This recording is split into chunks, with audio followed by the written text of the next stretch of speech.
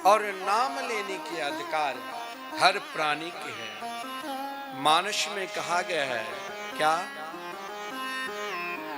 सीता राम चरण रति मोरे, सीता राम चरण रति मोरे, सीता राम चरण रति मोरे, सीता राम चरण रति मोरे, अनुदिन बढ़ो अनुग्रह तोरे, अनुदीन बढ़हु अनुग्रह तोरे। एकमात्र भगवान के जो मंगलमय नाम के प्रति जब आपकी रुचि हो जाएगी, सत्संग के प्रति आपकी रुचि हो जाएगी, तो मान लेना, समझ लेना कि भगवान के अनुग्रह अब मेरे ऊपर पूर्ण रूप से हो चुका है। वह इच्छा अनेक है, हर इच्छा की उपासना भी अनेक है। उन उपासना के भोगने के बाद भी मन में एक दिन यही भाव आपके मन में जागृत होगा, जो संपूर्ण कामना को देने वाले हैं, उन्हीं के चरणारविंद के आश्रित हम क्यों ना हो जाए। हर देवी देवता की उपासना से अलग अलग जिस देवी की उपासना करोगे वो मिलेगा, लेकिन भगवान के उपासना करोगे तो जो आप सोचोगे भी नहीं वो भी मिलेगा, जो सोच रहे हो वो भी मिल जाएगा। और भागवत में कहा गया है, अकाम सर्व कामो वा मोक्ष काम उधार धी, तीव्रेण भक्ति योगेन यजेत पुरुषम परम। अब देख लो, संपूर्ण देवी देवता की उपासना करने से एक देवता की उपासना करोगे तो अगर लक्ष्मी की उपासना करोगे, विद्या की उपासना करोगे, सुंदरता की उपासना करो, जो भी उपासना करोगे सबके अलग अलग देवता है, लेकिन एकमात्र भक्ति भगवान के चरणारविंद में करने लग जाओगे तो संपूर्ण उपासना की फल हो जाएंगे, मिल जाएंगे। फिर आप को ढूंढने की जरूरत नहीं, फिर आपको ढूंढेंगे। आपको ढूंढने की जरूरत नहीं कौन से देवी देवता जाओ और हमें क्या मिलेंगे, लेकिन आप ऐसी उपासना करो जो आपको ढूंढेंगे। विदुर जी को भगवान ने ढूंढा। विदुर जी के पास क्या थे? अरे विदुर जी को भगवान कब ढूंढा? जब तक विदुर जी सत्ता में विराजमान थे तब भगवान ढूंढने के लिए नहीं आए। जब विदुर जी मंत्री पद पर थे तब भगवान ढूंढने नहीं आया, लेकिन जब विदुर जी महात्मा थे, निरंतर भगवान के स्मरण में आहर निशम लगे रहते थे, विदुर जी ने सोचा कि मेरे जीवन का जो श्रेष्ठ लाभ है, मुझे उस लाभ को प्राप्त करना है, लेकिन एक खल और दुष्ट के निकट कैसे रहूं। दुर्योधन महादुर्दांत था, धृतराष्ट्र को भी समझाया कि इस अधर्मी से दूर हो जाओ, लेकिन धृतराष्ट्र नहीं माना। और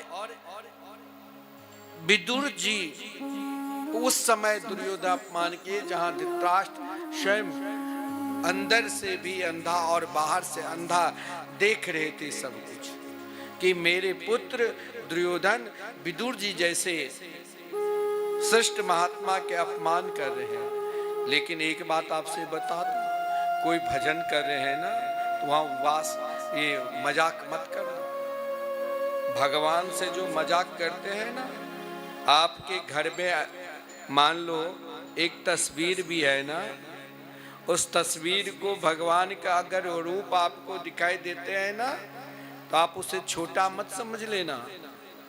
आप बाद में खाना, पहले अगर गोपाल जी घर में है तो गोपाल जी को भोग लगाओ, पूजा करो, आराधना करो, उपासना करो। नहीं तो क्या मिलेगा जानते हो? आप दुर्योधन स्वभाव के बन जाओगे। और जब दुर्योधन स्वभाव को बनोगे तो दुर्योधन को क्या मिला था जानते हो? जब विदुर जी का अपमान किया था तो विदुर जी उस टाइम प्रधानमंत्री के पद पर थे, लेकिन दुर्योधन ने एक ही शब्द का, ये दासिक की पुत्र है। भगवान के शरण में रहने से आपकी वाणी, आपका स्वभाव सुंदर होगा। चाहे आप विषैले क्यों ना हो, लेकिन भगवान के शरण में जाने से विषैले स्वभाव भी सुगम बन जाते हैं। कालिए नाग की पत्नी जब नाग के एक एक फन को भगवान तांडव नृत्य कर रहे थे, रोंद रहे थे, मुख से रक्त निकल रहा था, नाग पत्नी ने कही प्रभु अब छोड़ दो। बोले ये तो प्रार्थना आप कर रही हो, कल नाग के कि मैंने तो आपसे प्रार्थना नहीं किया। तो नाग ने क्या कहा, प्रभु अब आपके चरणार बिंद पड़ने से मेरा स्वभाव बदल गया। जो मेरे दुष्ट स्वभाव था ना, अगर अपने जीवन के दुष्ट स्वभाव है, उस स्वभाव नहीं बदल रहा है, तो आप भगवान के शरण में चले जाओ, भगवान की पूजा करो, आराधना करो, ध्यान करो, जिससे आपके क्रूर स्वभाव बदल सकता है। जब कालिए नाग का स्वभाव बदल गया तो आपके स्वभाव क्यों नहीं बदलेंगे? इसके लिए भगवान की पूजा करनी पड़ेगी। भगवान की पूजा पर किसे विश्वास नहीं होता है? उनके हाथ से अन्न भी, जिसके हृदय में भगवान के प्रति विश्वास न हो, उसके हाथ से अन्न भी लेना महापाप है। वो आपको रसोई बनाकर खिलाते हैं ना, तो पाप ही बनाते हैं और पाप ही लड़के बच्चे सबको खिलाते हैं। क्योंकि भगवान ने गीता में कही है, भुंजते ते तुघम पापा ये पच्यंत्यात्म कारणात्। यदि भगवान के भोग लगाकर आप नहीं खाते हो तो पाप ही खाओगे, पाप ही बनाते हो, पाप ही खिलाते हो। तो उस पाप रूपी अन्न को खाने से बुद्धि विकृति होगी। जैसे दुर्योधन के बुद्धि विकृत हो गई थी और आदरणीय विदुर जी ने देखा इसकी बुद्धि विकृत हो चुकी है, तो क्या कहा? विदुर जी ने कुछ नहीं कहा। ज्ञानी का यही लक्षण है, आपको कुछ नहीं कहेंगे। ज्ञानी क्या करेंगे? सह निर्गतः कौरव पुण्य लब्धो। एक बार क्या हुआ, विभीषण परम नाम जापक थे। भगवान राघवेंद्र सरकार ने के समीप एक बार से हनुमत लाल जी ने कहा, प्रभु मैं आपसे एक बात पूछूं? बोले पूछो। कहा प्रभु आज लगता है कि आप बड़े नहीं, आपका नाम बहुत बड़े है। भगवान ने कहा कैसे? मैं बड़ा हूं? मैंने रावण को मारा, मैंने ये क्या, मैंने समुद्र बंधन किया। लेकिन हनुमान जी ने कहा प्रभु आपसे बड़े आपके मंगलमय नाम है। जिसने नाम जाप करता है ना, वो कभी दुखी नहीं होते। एक बार विभीषण लंका में नाम जाप कर रहे थे, हमारे पूज्य गुरुदेव बताते, जाप कर रहे थे तो किसी गुप्तचर ने कहा कि देखो कि रावण को सूचना दी कि महाराज आप के जो भाई है ना, वो आपके शत्रु का नाम राम राम जाप करता है। रावण क्रोध क्या, रावण विद्वान बहुत थे लेकिन दूसरों को बात जल्दी सुनते थे, और जिस कारण जो अपनी बात स्वयं, कोई बात सुनकर स्वयं अपने आप को विचार नहीं करता है, दूसरों को बात सुनकर गलत मार्ग पर चला जाता है, तो समझ लो उनका विनाश भी निश्चय है। रावण दूसरों के बात जल्दी सुनते थे। बहन शूर्पणखा ने गई कि मेरे नाक काट दिया, तो बिना सोचे समझे माता सीता को हरण करने के लिए चले गए, सारा विनाश कर दिया। क्योंकि रावण जिसके अंदर देहाभिमान रहेगा, वो दूसरे के बात को आदर नहीं करेगा, वो हर हमेशा अपनी बात ही रखेगा। और जो अपनी बात हर हमेशा रखे, दूसरे की बात की सम्मान न करे, आदर न करे, तो उनका विनाश निश्चय है। आजकल देख लो समाज में सब अपनी अपनी बात पर अड़े रहते हैं, जिस कारण घर में कलेश, परिवार में कलेश, अपने आप में कलेश, रोज कहीं ना कहीं लोग मरता है कलेश के कारण। परंतु जो भगवान में समर्पित है वो निरंतर मुस्कुराते हैं। विभीषण को बुलाया, विभीषण से पूछा तुम राम नाम क्यों जाप करते हो, राम राम। विभीषण ने कहा भाई श्री, हे भ्राता, आप नहीं जानते हो, मैंने देखा आप दोनों से रोज कैसे दर्शन करूं, तो मैंने एक नाम आप में रावण है ना, तो रो अक्षर ले लिया, और भाभी जी में जो मकार अक्षर था मंदोदरी, तो मकार ले लिया, तो रा आपसे ले लिया, माँ ले लिया भाभी से, तो राम राम मैं इसीलिए जाप कर। बोले अच्छा, तो रावण ने पूरे घर में कहा इतना प्रेम है हमसे, तो राम नाम लिखा दिया। संत निरंतर युक्ति से काम करते हैं, चारों तरफ लंका में कहीं भी राम नाम नहीं, एक जगह विभीषण के घर में। लेकिन वही रावण जिस दिन विभीषण को लात मारकर लंका से भगाया ना, जब तक राम नाम के सहारे पर विश्वास था, पूरे राम नाम लिखा दिया, तो महाराज रावण को काल को पैर से रोनते थे, नवग्रह को, लेकिन सब कुछ रहते हुए सब विनाश हो गया। एक महात्मा को त्याग करने से महात्मा क्या करते हैं, उनके संपूर्ण पुण्य को ही लेकर चले जाते हैं। आपसे कोई कुछ मांगने के लिए आता है ना, तो उसे द्वार पर, गृहस्थों के द्वार पर जाते हैं कि एक मुट्ठी आटा दे दो, अरे ना कुछ रहे तो अच्छे से भाषा बोल दो। आजकल चोर बदमाश भी बहुत जाते हैं, लोग डर गए हैं, दरवाजा खोलते नहीं। लेकिन कोई साधु संत महात्मा आवे तो दरवाजा मत खोलो, दरवाजा के अंदर ही खिड़की से कुछ दे दो, जिससे क्या है आपका पुण्य बढ़ेगा। यहाँ विदुर जी को अपमान किया, तो विदुर जी ने क्या किया, सह निर्गता कौरव पुण्य लब्धो, कौरव का पुण्य ही लेकर चले। मैंने कहा कि देखो भगवान, अगर आप भगवान के भजन करोगे ना, तो लाखों भीड़ में आपको ही ढूंढते रहेंगे, कहाँ मेरे भक्त है, कहाँ मेरे भक्त है। भक्त पुंडरीक की कथा आप सुने होंगे।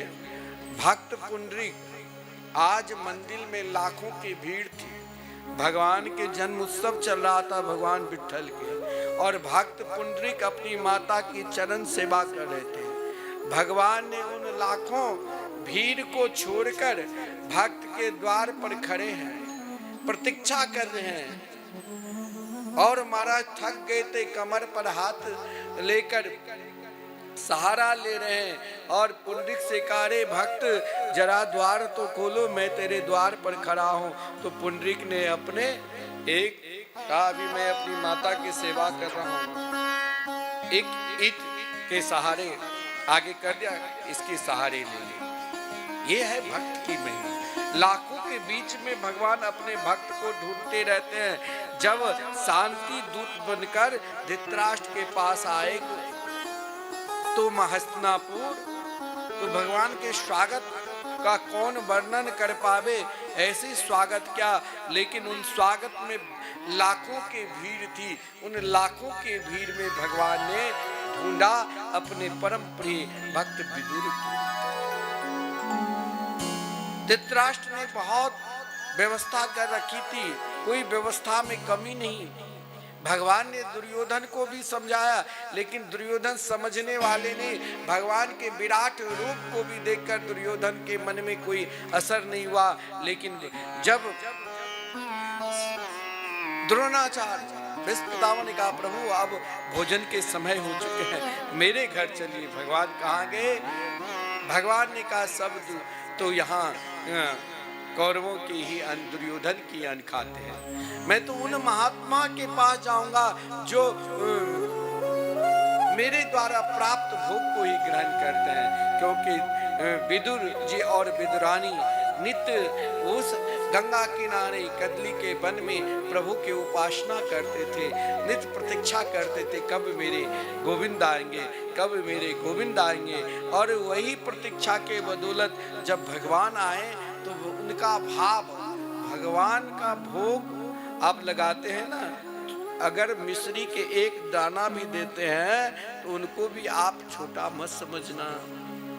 भगवान भाव के भूखे हैं। अरे जब सबरी के झूठन बैर को खा सकते हैं और विदुरानी के छिलके को प्रेम के साथ खा सकते हैं, आप अगर भाव में मिश्री के दाना भी देते हो ना, तो भगवान आपके भाव को देखेगा। वो केवल भाव की ही भूखे हैं। जिसने उनके भाव से पुकारा, भगवान ने ऐसे परम प्रिय भक्त का कल्याण किए। चाहे महाराज विदुर मैत्री संवाद भी बड़ा विलक्षण है। सृष्टि कर्म का भी वर्णन अद्भुत है, जिसमें सृष्टि का वर्णन की प्रक्रिया है। जिस सृष्टि वर्णन प्रक्रिया में कभी कभी सृष्टि का जो वर्णन है ना, कभी सृष्टि को बढ़ानी पड़ती है और कभी सृष्टि को घटानी पड़ती है। क्योंकि जब सृष्टि के बढ़ानी पड़ती है तो उस क्रम में भगवान भी स्वयं अवतार लेते हैं। भगवान के अवतार का प्रयोजन यही है कि भगवान नारायण, ये जो भी कुछ देख रहे हैं ना, केवल आप इतना ही समझ जाओगे ना कि हमारा सब में जब भगवान है, हम अपने आप में कुछ नहीं है। भगवान कैसे है? तो हम जो श्वास लेते हैं, श्वास रूपी भगवान है। हम बोलते हैं, वाणी रूपी भगवान है। हम देखते हैं, लोचन रूपी भगवान है। हम पहचानते हैं, पहचानने रूपी भगवान है। हर क्रिया में अगर आप भगवान के भाव देखोगे तो आपके अंदर अभिमान नहीं आएगा। क्योंकि स्वयं जब भगवान एक से बहुत होने की इच्छा प्रकट करते हैं तो भगवान के नाभि कमल से ब्रह्मा जी और ब्रह्मा जी जब भगवान की सुंदर स्तुति की और भगवान ने कहा सृष्टि के विस्तार करो, तो पहले मानसिक सृष्टि होती है। जैसे मानसिक सृष्टि में जैसे भृगु हो, वशिष्ठ हो, मरीचि, अंगरा, पुलस्त्य, पुलह, क्रतु, भृगु, वशिष्ठ, दक्ष, नारद, ये सब मानसिक सृष्टि में आते हैं। तो महाराज ब्रह्मा जी अपने ही रूप को मनु और सतरूपा में, जो मनुस्मृति कहते हैं, अरे सारे जगत जो मानव के अवतार लिया है वो तो ब्रह्मा जी से ही ना। ब्रह्मा जी अपने रूप को मनु के रूप में, शतरूपा के रूप में छाया को कर दिया। और तब मनु और शतरूपा से महाराज 3 कन्याएं हुई, आकुति, देवहूति, प्रसूति, और 2 पुत्र हुए, प्रियव्रत और उत्तानपाद। लेकिन सृष्टि क्रम में ये देखा जाता है, विस्तार में जब विस्तार करने लगे मनु और शतरूपा तो चारों तरफ पानी ही पानी देखा। तब भगवान के नासिका से, ब्रह्मा जी के नासिका से भगवान वारा के रूप में अवतार। वारा भगवान जो श्वेत वारा कल्प में, इस समय हम लोग जब संकल्प करते हैं तो कहते हैं ना श्वेत वारा कल्प में। देखिए संकल्प आप चाहे किसी भी वस्तु का लो, लेकिन भगवान की साक्षी रखकर ही हम पहले संकल्प करते हैं। संकल्प और विसर्जन दोनों में भगवान के साक्षी रखकर ही किया जाता है। यानी इस संसार में जो भी कुछ पूजा पाठ साधना मंत्र यंत्र जो भी है सब भगवान के साक्षी के रूप में ही है। इसीलिए मैं बार बार कहता हूँ सज्जनों कि भगवान के एकमात्र रूप माधुरी का चिंतन करो, उनके नाम का स्मरण करो। देखो ब्रह्मा जी ने भी जब देखा वराह रूप में तो एक क्षण के लिए विचलित हो गए, क्योंकि पहले सूक्ष्म रूप से फिर विस्तार रूप से और देखते ही देखते विस्तार रूप ले लिया। तो ब्रह्मा जी जब उनके नाम का स्मरण क्या दे तो संपूर्ण ऋषि मुनि सब स्तुति की भगवान के वराह रूप में अवतार लेने का अभिप्राय यही है कि संपूर्ण जगत में जो भी कुछ दिखाई दे समझ लो भगवान का ही रूप है, क्योंकि भगवान ने हिरण्याक्ष को उद्धार कर और पृथ्वी की स्थापना कर पुनः अपने लोक को गए थे। महाराज परीक्षित जी ने पूछा कि भगवान के वराह रूप अवतार का अभिप्राय क्या है लेने का। बोले एक बार महाराज कश्यप ऋषि जब भजन करने के लिए बैठे थे उस क्रम में दैत्यों की माता दिति ने आकर कहा कि महाराज मेरे अंदर ऐसी इच्छा है संतान उत्पत्ति की। तो कश्यप ऋषि ने कहा कि संध्या के समय न सोना चाहिए, न पढ़ना चाहिए, न खाना चाहिए, न मैथुन करना चाहिए। संध्या के समय सोने से स्मरण शक्ति का ह्रास होता है, मतलब नाना प्रकार के रोग होगा। पढ़ने से स्मरण शक्ति समाप्त होगा। खाने से शरीर में नाना प्रकार के विकार होगा। मैथुन से पुत्र असुर स्वभाव के होगा। लेकिन दिति नहीं मानी। कश्यप ऋषि उनके दुराग्रह में आना पड़ा, परंतु जीवन में अगर पश्चाताप होने लग जाए कोई गलत कार्य से तो समझ लेना यह आपके जीवन का एक दर्शन है। दिति के पश्चाताप हुआ, जिस पश्चाताप के कारण कश्यप ऋषि ने कहा जाओ तेरे पुत्र तो असुर होगा ही, लेकिन पुत्र भगवान के प्रिय भक्त प्रहलाद जी होंगे। प्रहलाद चरित्र तो अपने आप में विलक्षण है। विशुद्ध भगवान के नाम पर अगर पूर्ण रूप से समर्पित भक्त के अगर चिंतन करना है तो प्रहलाद चरित्र जरूर चिंतन करना पढ़ना। प्रहलाद जी के क्या भाव है, प्रहलाद जी का क्या, जिसके कारण महाराज भगवान भी कोई माता पिता की प्रतीक्षा नहीं लिए, जड़ से अवतार ले नृसिंह। महाराज हिरण्याक्ष और हिरण्यकश्यप के भी कथा विचित्र है। भगवान के ही पार्षद जो भगवान के अवतार लेने का मुख्य प्रयोजन की ये कथा है। मानस में 4 प्रकार के प्रयोजन दिखाए। भागवत में प्रथम प्रयोजन भगवान के अवतार की एक ही कथा है जय विजय की, कि एक बार शनकादिक बद्रिका आश्रम में भजन कर रहे थे और महाराज जब बद्रिका आश्रम में भजन कर रहे थे भगवान कोई विशिष्ट लीला करते हैं तो 2 की सहायता लेते हैं। एक जो भगवान के निकट सबसे अधिक निकट सेवक है उनके, और एक महात्मा की, क्योंकि शनकादिक कहाँ बद्रिका आश्रम में भजन कर रहे थे। 5 वर्ष के नन्हे से छोटे से रूप में जहाँ क्रोध न आवे, और महाराज शनकादिक भगवान पर चढ़े तुलसी पत्र की सुगंध नासिका में प्रवेश क्या सोचा, ये सुगंध तो भगवान के चरणार बिंद पर चढ़े ही तुलसी है, और सीधे महाराज वैकुंठ लोग आ गए। आप कोई कहते हैं हम बहुत पूजा करते हैं पाठ करते हैं फिर भी क्रोध क्यों आता है? पूजा और पाठ करने के बाद क्रोध आवे है तो लगेगा कि ये पूजा पाठ सब व्यर्थ है। अरे भगवान के लोक में स्वयं शनकादिक को क्रोध आया। 6 द्वार को पार करने के बाद 7वें द्वार पर जब पहुंचे शनकादिक, तो जय और विजय को श्राप दिया। क्यों? क्योंकि शास्त्र में कहा गया है, वैकुंठ मृग पक्षी नाम स्त्री नाम चापी न मत्सरा सर्व दोष विहीनत्वात् तत्र दोष हरिक्षया। वैकुंठ में जितने भी स्त्रियां हैं लक्ष्मी स्वरूपा है, जितने भी पुरुष है नारायण स्वरूप में है, फिर वहां क्रोध क्यों? अगर आप भगवान की पूजा कर रहे हो, भजन कर रहे हो, आराधना कर रहे हो, तब क्रोध आवे तो समझ लेना हरिक्षया, ये तो भगवान की इच्छा है। यहाँ भगवान की इच्छा दिखाया गया है। और महाराज जय विजय को शनकादिक ने श्राप दिया, असुर हो जाओ।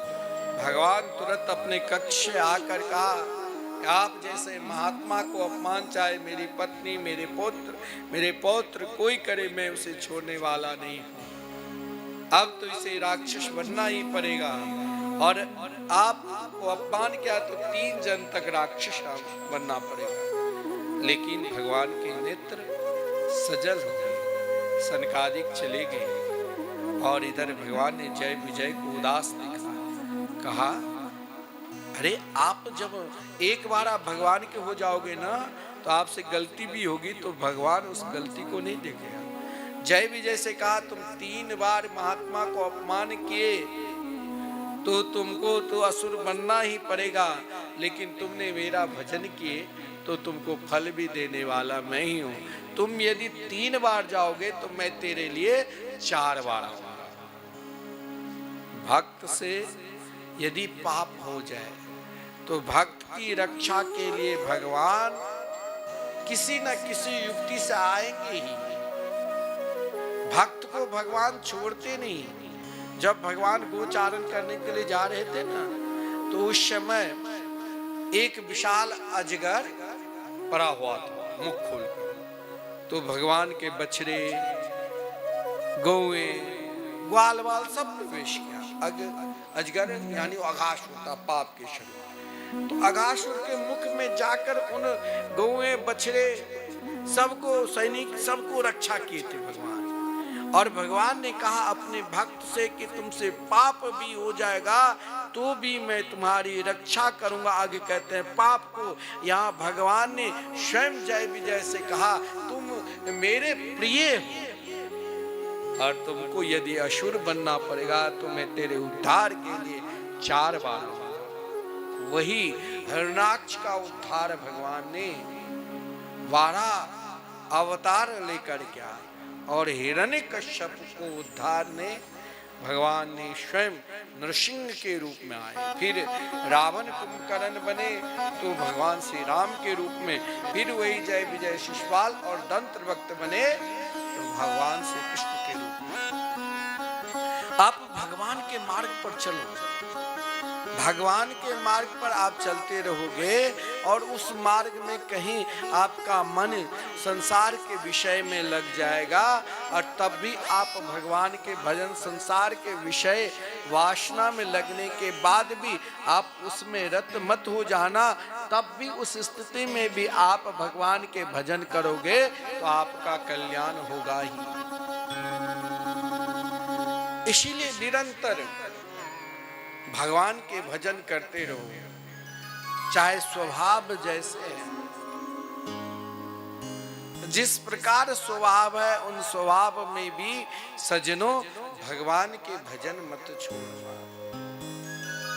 भगवान के भजन छोड़ोगे तो दुख को प्राप्त करोगे और भगवान के भजन करोगे तो हर स्थिति में मुस्कुराते रहोगे। अपने जीवन में मुस्कान लाना है तो भगवान के भजन करो और अपने जीवन में दुख लाना है तो भजन मत करो। आप कहोगे हमने तो भजन क्या नहीं। बहुत लोग कहते ना, अरे देखो मेरे पड़ोसी हर हमेशा पाप में लगे हैं, कितने बड़े हो गए। अरे महाराज ये उनके लिए दुर्भाग्य है। बड़े बड़े असुर भी महाराज का कितने बड़े बड़े बन गए। सिकंदर से कोई बड़ा बनेगा क्या? जिसके ऊंट पर 40 ऊंट पर चाबी लदा रहता था तिजोरी का इतना, लेकिन जब मरा तो खाली हाथ। सिकंदर से कोई बड़ा हुआ कि बड़े बड़े महाराज लुटेरा इस भूमि को भारत वर्ष में आकर आक्रमण किया, उनका कोई नाम लेने वाले हैं? लेकिन जिसने भगवान का स्मरण किया, हर स्थिति को मुस्कुराकर सहन किए, उन भक्तों को चरित्र हम भक्तमाल के माध्यम से श्रवण करते रहते हैं। अब आप ही विचार करो, बड़े बड़े असुर स्वभाव के मलेच्छ ने इस भारत वर्ष पर आक्रमण किया, कौन उसको जानता है? अंग्रेज 200 वर्ष तक शासन किया, केवल हम लोग अंग्रेज बोलते, कौन जानता है उनको? बड़े बड़े राजा महाराजा जो अलग अलग राज्य में अलग अलग गांव में उनका महाराज प्रभाव चलता था, कौन जानता है उनको? परंतु जो भगवान के नाम ले रहे हैं, जिसने लिया उनको सब जानते हैं। आज घर घर में भक्तमाल को हम पूजन करते हैं, घर घर में भक्तमाल लोग अपने कंठी में लगा कर रखते हैं, क्योंकि हम उन्हीं को दर्शन करेंगे, उन्हीं को पूजेंगे जो भगवान के हो चुके हैं। आइए हम लोग भी भगवान के स्मरण करें और फिर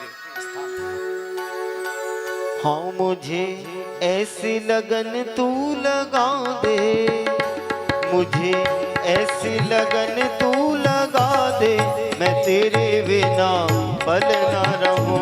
मुझे ऐसी लगन तू लगा दे, मैं तेरे बिना पल ना रहूं। मैं तेरे बिना पल ना रहूं, मैं तेरे बिना पल ना रहूं, मैं तेरे बिना पल ना रहूं, मैं तेरे बिना पल ना रहूं। दिल में प्यार वाला दीप जला दे, दिल में प्यार वाला दीप जला दे, मैं तेरे बिना पल ना रहूं। मुझे ऐसी लगन तू लगा दे, मैं तेरे बिना पल ना रहूं।